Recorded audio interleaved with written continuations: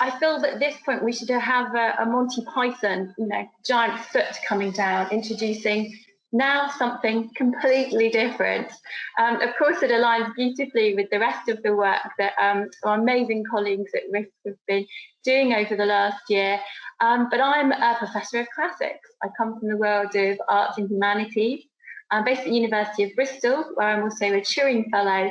My area of research expertise isn't predominantly cybersecurity, it's in stories, myths, and narrative. I'm a narratologist with particular research interests on the way that stories and myths and archetypes shape our futures thinking, and particularly working on the ways that stories program cultural and socio-technical narratives about human interactions with new technology. So that's how classicists comes to be working in this risk space.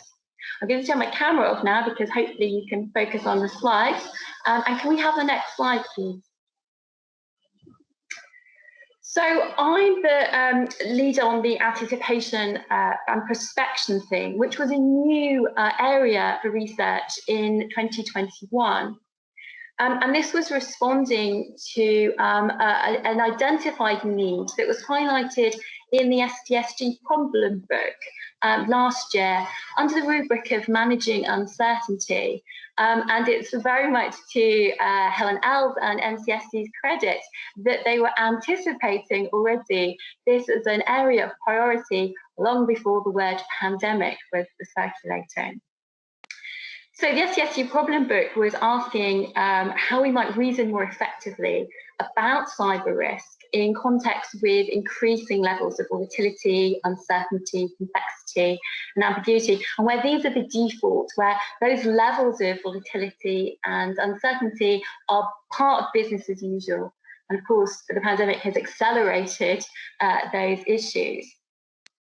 Now, the aim of the first year of our fellowship was to see if we could better understand the relationship between some of the cutting edge futures thinking work being done internationally and cybersecurity. And so we set out to identify some examples of good practice, not just across academia, but across our partners in business, industry, practitioners in government. We were really looking to build capacity in this critical area. And we wanted to identify and ask what were the key skills that a practitioner in cybersecurity needs to do this kind of work, to be responsive in this kind of space. What are the skills and competencies that practitioners need to engage in the sorts of futures-focused activities that are really at the heart of so much of our activity in cybersecurity? Can I have the next slide, please?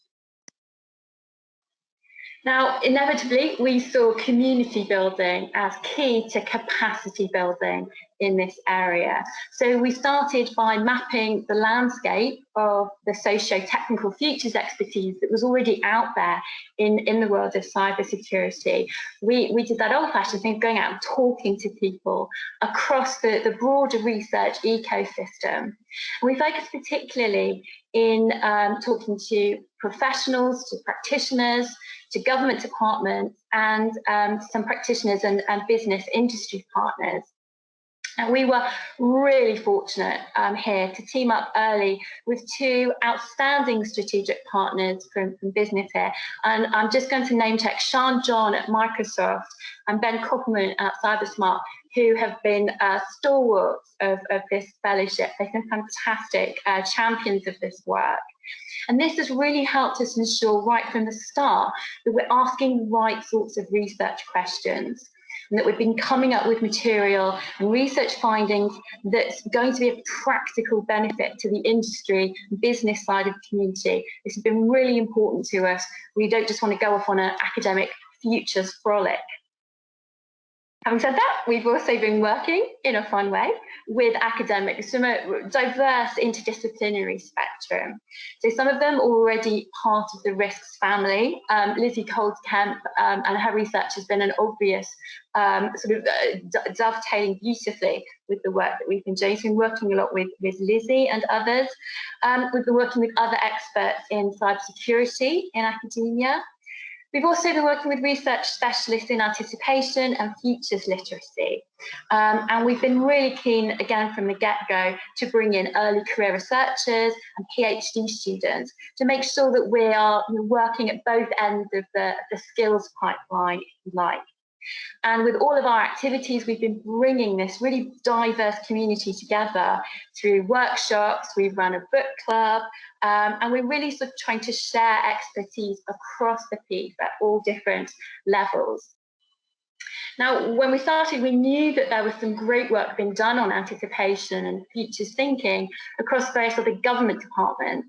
So we brought them into the dialogue, and we've been working especially with the futures thought leaders at GCHQ and in the MOD, so particularly with DCDC and DSTL, really just so that no one's out there reinventing the wheel, but we are really pushing this agenda forward in a kind of timely way. When you work in futures, making puns about time is just part of the territory. We've also teamed up with colleagues at the Alan Turing Institute who are interested in this space, and we've been doing some work more recently with the professional futurists attached to the School of International Futures. Now, all of our various community building activities culminated in bringing this growing group together to share our first year findings at a really quite extensive international stage in December last year at the UNESCO Futures Literacy Summit. There were about 8,000 delegates. Unfortunately, we didn't get to go to Paris for obvious reasons, but it was a great opportunity to actually address a diverse and considerably sizable international audience. We had live booths, a video showcase, and a webinar where Madeline, Helen joined us to share their expertise on the topic of the future of cybersecurity. Can I have the next slide, please? So what's emerged from this first year of quite frenetic activity is that the discipline of anticipation or futures thinking really has much to contribute to this sort of rigorous, deep thinking that goes on at various different levels within cybersecurity. And that we really need some deeper work at bringing these fields together as a priority. Now, across a wide spectrum of its activities, cybersecurity depends on the kind of rigorous futures thinking that UNESCO are championing, and whether we're thinking about designing trusted products, whether we're assessing the potential risks or the potential benefits of MTech on industry, on society, on families, on individuals. This is really at the heart of so much cybersecurity activity. So what we've identified together with our community of experts and business and industry stakeholders is that we really need to understand this futures thinking better, understand the biases and heuristics that go into our ability to anticipate future. And following the lead of our UNESCO colleague, we are labelling this activity, this expertise, futures literacy. And I think you're going to be hearing a bit more about this next year as the risks being developed. Can I have the next slide, please? Be helpful at this point to give you a working definition of what we mean by futures literacy. And we are unashamedly plagiarising this from UNESCO and really borrowing from one of the thought leaders in this space, Riel Miller, so one of the pioneers of this approach to anticipation and futures thinking. And so with UNESCO, we see the point of futures literacy as becoming more adept at inventing imaginary futures. UNESCO call this rigorous imagining. It's not sort of getting the crayons and the paints out and drawing pretty pictures. It's really becoming rigorously informed futures thinkers, using these futures in the present, using the knowledge from testing out that future data to discern system boundaries, think about emergence, think about relationships, think about opportunities, risks and threats, but also getting better at identifying the assumptions we use to understand the present and form the actions that we take in the present. Can I have the next slide, please? And so some key messages to emerge from this first year of research that we'd like you as part of this futures community to understand in this present moment and take away and perhaps think about and take action in the future. The first key message is that there is an obvious connection between expert futures thinking and anticipation and cybersecurity. Because cybersecurity requires a particular kind of expertise in using the future, and using future-based information strategically to inform the action that it's taking in the here and now. The other key finding that I want to kind of share today is that futures literacy isn't a theory, it's a really practical skill like other kinds of literacy.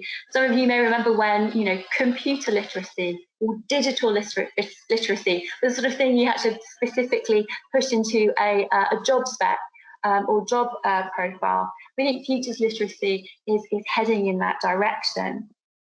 So we think this is a practical skill set that can be honed and developed, road tested, so that we know what it is that this community in cybersecurity really needs. And last, but by no means least, we need to co-create the tools and the methods that will put this expertise into practice. We need to road test this with our partners in industry and in business. And this is what we're anticipating doing much more of in the future of this fellowship. Can I have the last slide, please? So if you'd like to find out more, there are 3 things you can do in the future. Don't do them right now. We've got another presentation coming right up. You can contact me. We can have chat. You can contact me or RISCS and ask to join our Futures Directory of Experts. We'll also keep you posted about forthcoming activities, and you can read a sort of snapshot of the latest work that we've been doing in our most recent publication in the journal Futures. So I want to wrap up by heartfelt thanks to the RISCS family, who've been incredibly supportive this year and really made us look good at UNESCO. It was fantastic to have the support of professional teams really make us look the best we possibly could in that high-level international context. Huge thanks again to the NCSE team, to the rest of my RISCS Fellows who've been incredibly, good fun as well as, rigorous futures Imagineers. And I want to thank you for your time today, and I'm going to hand over to Shamal.